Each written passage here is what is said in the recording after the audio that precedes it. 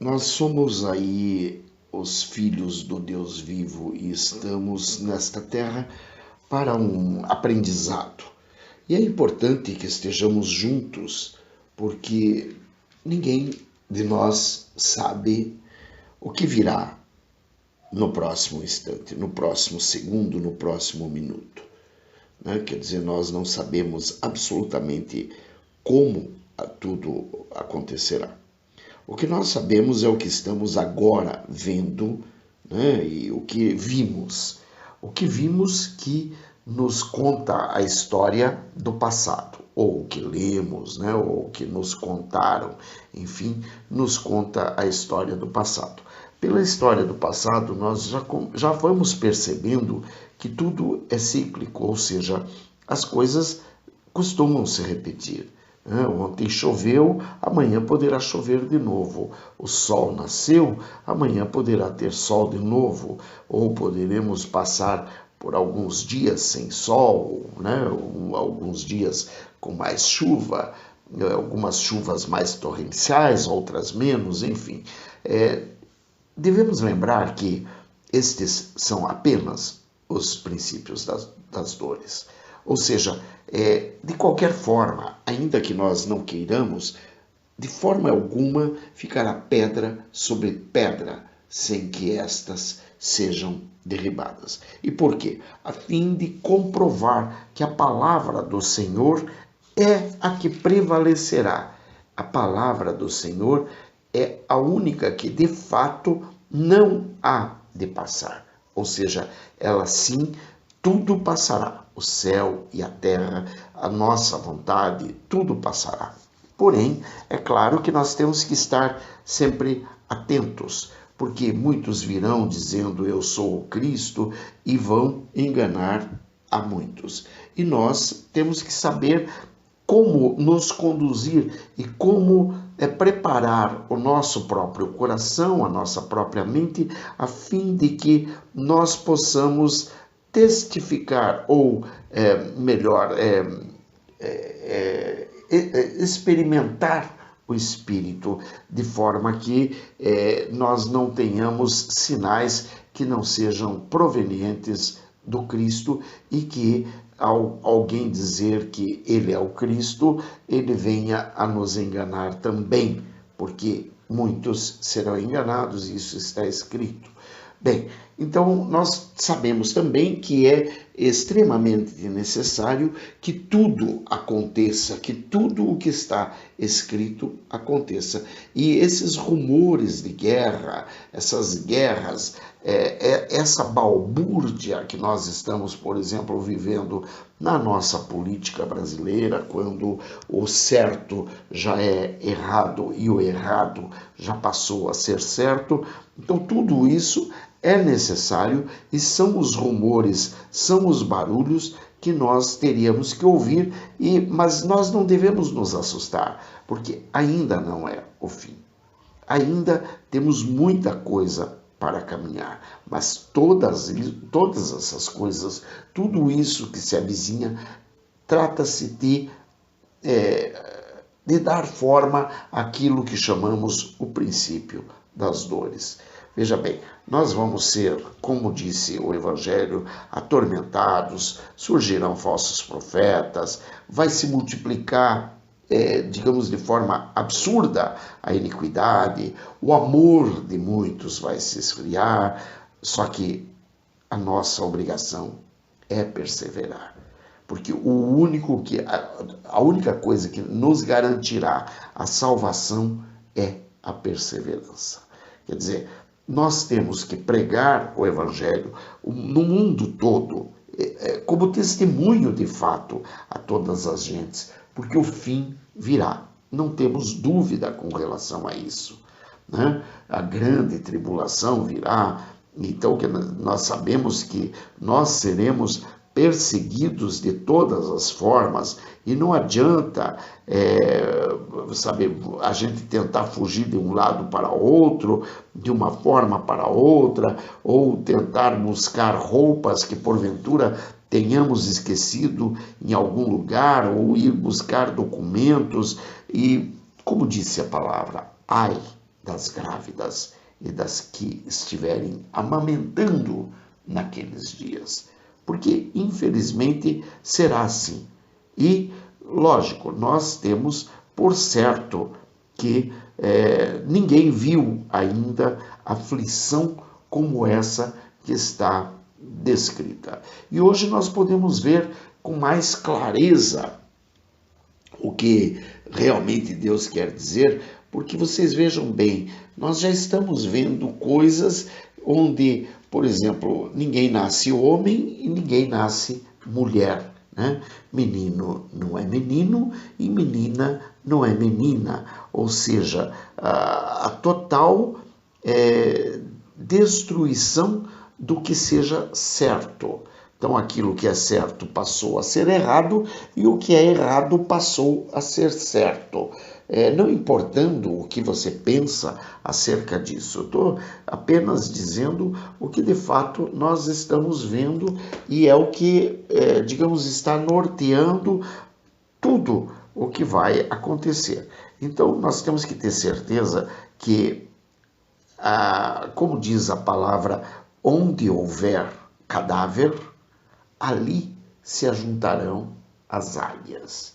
Né? Quer dizer, nós estaremos vivendo o momento da aflição, porque ele, digamos, antecede a vinda do Filho do Homem. Lógico, como diz na palavra, naqueles dias o sol escurecerá, a lua não dará sua luz, as estrelas cairão do céu e as potências dos céus serão abaladas. E aparecerá, todos nós veremos, você verá, todos nós saberemos, porque aparecerá o sinal do Filho do Homem, e todas as tribos da terra se lamentarão e verão o Filho do Homem vindo sobre nuvens do céu com poder e grande glória. Veja bem, é claro que nós ouviremos o clamor de trombetas, né, que estarão anunciando e estarão ajuntando os escolhidos desde os 4 cantos da terra até a outra extremidade do céu. Né?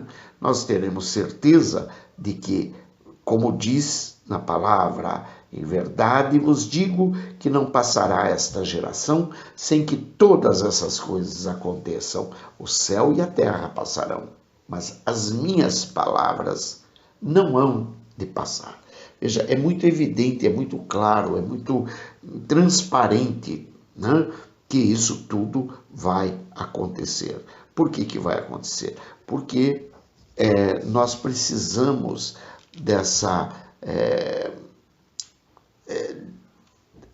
desse confronto conosco mesmo, para que nós possamos encontrar a salvação, para que todo joelho se dobre e toda língua confesse que só o Senhor é Deus. Simples assim. Não tem nada de diferente, nada de errado. Por isso, nós devemos estar sempre vigilantes. Por isso, desde o princípio, nós somos instruídos à vigilância. Diz a palavra que, porém, daquele dia e hora, ninguém sabe, nem os anjos dos céus, nem o Filho, mas unicamente meu Pai. E como foi nos dias de Noé, assim será também a vinda do Filho do Homem, porquanto, assim como nos dias anteriores ao dilúvio, comiam, bebiam, casavam e davam-se em casamento até o dia em que Noé entrou na arca, e não o perceberam até que veio o dilúvio e os levou a todos. Assim será também a vinda do Filho do Homem. Então, estando 2 no campo, será levado um e deixado o outro. Estando 2 moendo no moinho, será levada uma e deixada outra. Vigiai, pois, porque não sabeis a que hora há de vir o vosso Senhor. Mas considerai isto: se o pai de família soubesse a que vigília da noite havia de vir o ladrão, vigiaria e não deixaria que fosse arrombada a sua casa. Por isso, estai vós apercebidos também porque o Filho do Homem há de vir à hora em que não penseis. Isso está no livro de Mateus, capítulo 24, versículos 36 a 44. Quer dizer, nós temos a certeza absoluta de que tudo vai acontecer. A única coisa que não temos a certeza é do dia e da hora, porque isso ninguém sabe. Isso não há como saber. O único que sabe é o Pai, nem mesmo o Filho, nem mesmo Jesus, o Cristo de Nazaré. Somente o Pai é que sabe a hora certa, o dia certo. Por quê? Porque há um interesse em que nós estejamos sempre vigilantes, sempre acordados, para que não aconteça como nos dias de Noé. A vida seguia. Vamos no bar, vamos, ia lá, tomava uma cerveja, bebia, brincava, pulava, dançava, casava, jogava, nadava no rio, ia passear, saía saltitante pela floresta, andando pelos quatro cantos de qualquer forma, bebendo, comendo, enfim, usufruindo de tudo o que a vida oferece. Você que tem um carro, vai passear, vai para a praia, vai para a montanha, né? Vai viajar e não se incomoda com absolutamente nada. Por quê? Porque a todo momento você tem as suas obrigações, uma reunião de negócios, um casamento em que você foi convidado para ser padrinho, a igreja que você tem que ir lá, porque naquele momento vai ser batizado uma determinada pessoa e você precisa ir apenas para cumprir a formalidade. Você não está indo porque você está vigilante, você está indo para cumprir uma formalidade, porque terá uns comes e bebes depois, porque você tem que tocar na igreja. Na verdade, você não está indo para louvar a Deus, você está indo porque você tem que tocar, você está indo porque você tem que pregar. A pregação hoje é por tua conta, então você está preparando-se para pregar apenas porque você vai pregar e você ignora que, paralelo a isso, está vindo o Filho do Homem. Naquele momento que você não sabe, nem mesmo dia, nem mesma hora. Portanto, não ignore, porque enquanto um estiver pregando, será levado, ou dois estiver pregando, será levado um e deixado o outro. Enquanto estiverem se casando, será levado um e deixado o outro. Enquanto estiver alguém, digamos, sendo batizados, será levar um e deixado o outro. Enquanto estivermos passeando pela estrada, andando mesmo a esmo, sem carro, sem nada, andando pelos caminhos, será levado um e deixado o outro. Enquanto estivermos passeando com nossos filhos, serão levados uns e deixados outros. Sabe Deus quem de nós será levado e quem de nós será deixado? Estar vigilante implica em imaginar também aqui que, por exemplo, será que eu seria levado? Não sei, como diz uma piadinha que rola pela internet, se você tivesse que ser julgado pelo teu cristianismo, por aquilo que você diz que você é cristão, você seria verdadeiramente considerado culpado? Daí uma boa pergunta que nos exorta à vigilância. Será que nós estaríamos culpados pelo quanto apresentamos do nosso cristianismo?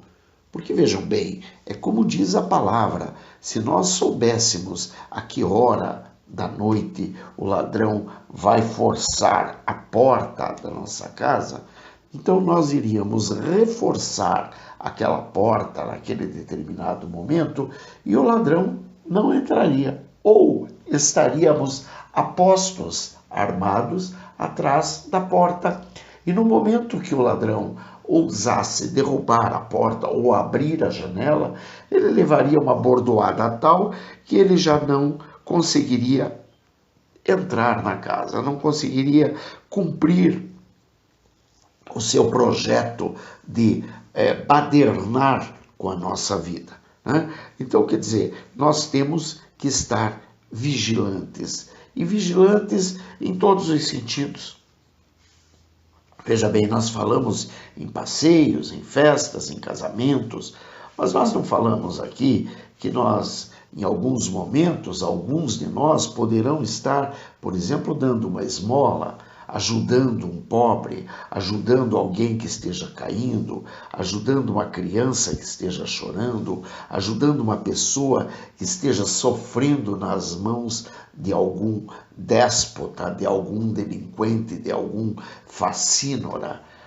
Enquanto nós possamos estar, digamos, defendendo o nosso meio, os nossos filhos, os nossos netos, de coisas que estão sendo malditas por conta de políticos canalhas que estão tentando destruir a nossa nação, nós poderemos estar discutindo com alguém na portaria de um hospital para que possa ser atendido fulano, ciclano ou beltrano, porque hoje os nossos hospitais não têm condições de atender mais ninguém, uma vez que está tudo defasado, está tudo destruído, está tudo detonado, uma vez que nós mesmos permitimos a entrada no poder de canalhas que somente roubaram.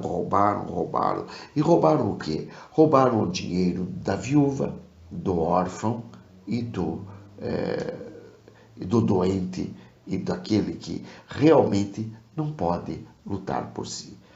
Roubaram aquela criança, roubaram os nossos irmãos mais pobres, roubaram aquele direito que tem aquele que muitas vezes nós batemos no peito e dizemos que nós defendemos o pobre, nós defendemos o necessitado, mas o que verdadeiramente fazemos a favor do pobre e do necessitado? Absolutamente nada. Absolutamente nada. Um dia desses eu vi uma pessoa, vou dar nome aos bois, afinal de contas é uma pessoa altamente conhecida. Eu vi o Jô Soares falando acerca do que a Rede Globo faz com pessoas que se tornam hostis a ela, ou seja, pessoas que deixam de trabalhar na Rede Globo porque são mandadas embora, ou mesmo porque resolvem pedir a conta.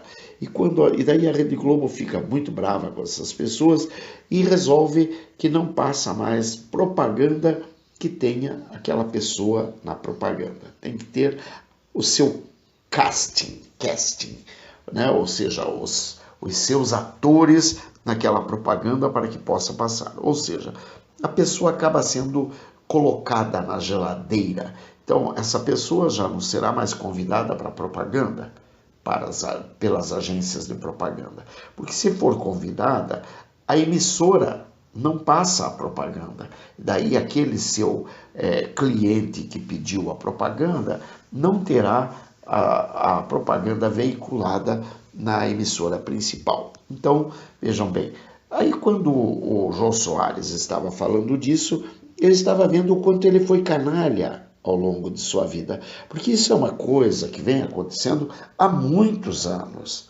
Isso não é de agora. Isso é uma coisa que todo mundo sabe, inclusive, que a Rede Globo tinha esse tipo de preferência, que essa coisa maléfica que está sendo destruída justamente pelo Jair Bolsonaro. Então, quando eu vi o Jô Soares falando isso agora que ele saiu da Rede Globo, não sei se ele pediu a conta ou se ele foi demitido, mas agora que ele saiu da Rede Globo, porque ele tem 80 anos, eu vejo o quanto ele foi canalha, porque ele deveria sim ter falado isso, mas durante o período em que ele representava alguma coisa dentro da própria rede de televisão.